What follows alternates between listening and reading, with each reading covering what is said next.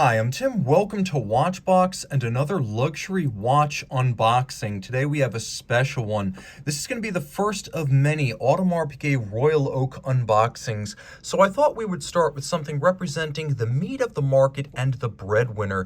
For a period from 2012 through 2019, Audemars Piguet built the reference 15400ST as the everyday Royal Oak for the guy who didn't want the delicacy and the waiting list of the jumbo, but also couldn't quite fit the bulk and heft of the offshore. This is a watch that fell between the two extremes. We start with an external box, and I'll show you as best I can approximately how large this box is. It's all green. You can see it's regularly shaped. It's made of cardboard, and it has gold Audemars Piguet lettering on the outside. We open this up, and then you can see that there is an inner protective styrofoam guard around a beautiful Zebrano style wood lacquered box, and this is entirely in a sort of lacquered translucent green. It's a beautiful package. It really lives up to the expectations you have for the Audemars Piguet brand. You can see that there is a trigger release that corresponds in gold. Now I'm going to pull this out a bit, and inside we'll take a look at the watch because all these unboxings also include the hardware. You press the button, and then just like that, here we are. The interior is what I would describe as a very persuasive synthetic leather, and then Audemars Piguet has heavily branded it. You can see that there's some more gold style hardware, and we have a little hang tag here, and this does appear to be actual green leather, Audemars Piguet branded. The watch itself sits on a little pillow, and we'll remove it, and I'll talk quickly about some of the fit of the watch. Of course, this model would have been the most sought in its day. A combination of the 41mm case in steel with the blue dial. Now, the blue dial, Grande Tapisserie, is the large hobnail, which means that the petite is what you find on the jumbo, and then this is what you find on the mainstream self-winding. The mega on the offshore is stamped. So this is important because it is actually cut using a pantograph, and from 2012 forward, Audemars Piguet did this in-house. Previously, it had been done by a Richemont company, Stern Frere, and Audemars Piguet took this in-house, the galvanizing for color, as well as the cutting on the pantograph lathe. Now, the hands, the indices, the logo, they're all white gold. We have a date disc that matches the dial color. That was also new for 2012. It's amazing it took them that long to get to it. The watch itself is 41mm in diameter.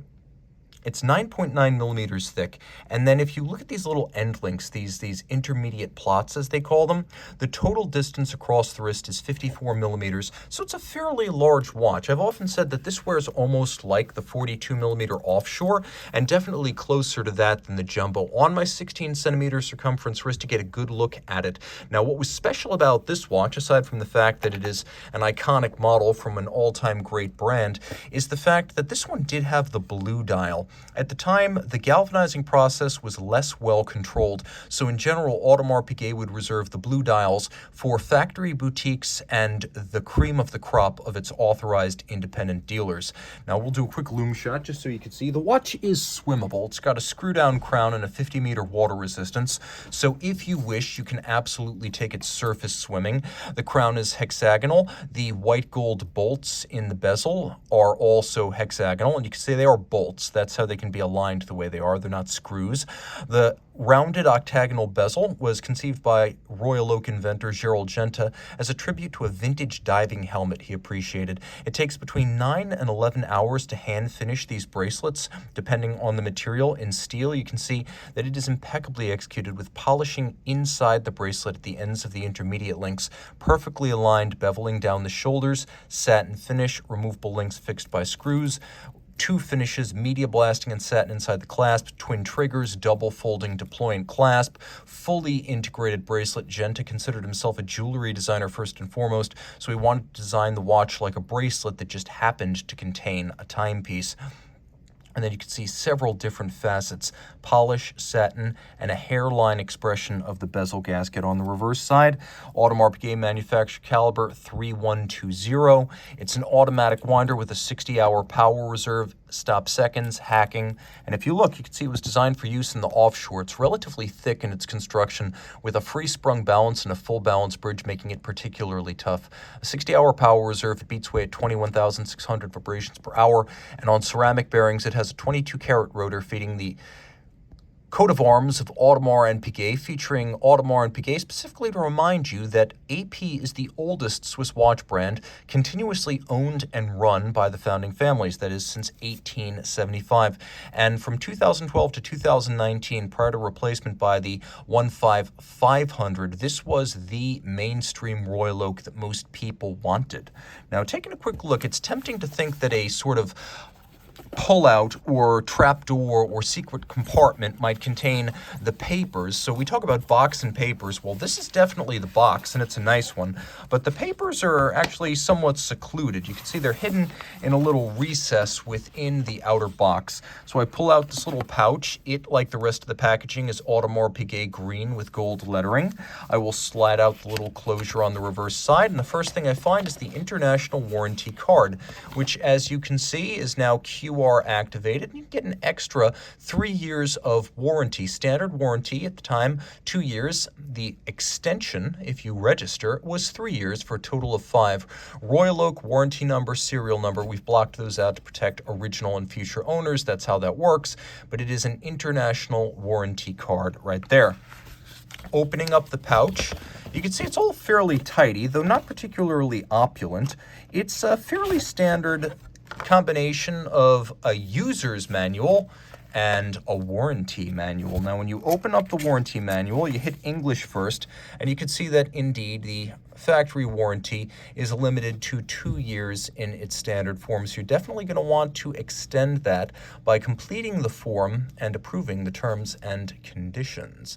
Nevertheless, your strap made of leather and or other skin benefits from a 3-month warranty from the date of initial purchase of the watch or the strap, unless a longer warranty period is required by applicable mandatory law. So there's not a whole lot more other than the fact that there are several languages in here, and if you're interested in knowing which languages are covered in the 15400 manual, here you go. I can only vouch for my knowledge of a few of those, but I'm guessing that all major markets are covered, and that is the warranty booklet. Get that additional 3-year warranty, guys. Don't miss out. Audemars Piguet, Le Brassus, Switzerland, and there's the phone number if you want to call them. We also have a manual for the use of calibers 3120, that's what we have, and 3129. So jumping straight in, you can see that this also applies to the Royal Oak diver, but we have representations of the movement, but don't get too excited because the photographs are not contractually binding. The calibers may be different. All right. Pouring through, once again, you can see that there are perhaps fewer different languages in the user's manual. That's okay, because it's all fairly self-explanatory. If you can't read, you have pictures, and you should get just about everything you need from the images. If you want to start this thing from a dead stop, you want to turn it approximately 30 times. Don't forget to screw it back in. Hand winding, hand setting, date, and time, it's all here. Now, what I found most interesting was that if you get towards the end of each individual linguistic section, they have this spectacular exploded view of the watches and all of their parts, and this is both for the case and bracelet as well as the movement itself, which is incredibly irregular in luxury watch users' manuals, in as much as I doubt you will ever need to reassemble your watch. But if, like Dr. Strange in the Multiverse of Madness, you decide to try your own hand at luxury watchmaking, this might actually come in handy. Pun intended.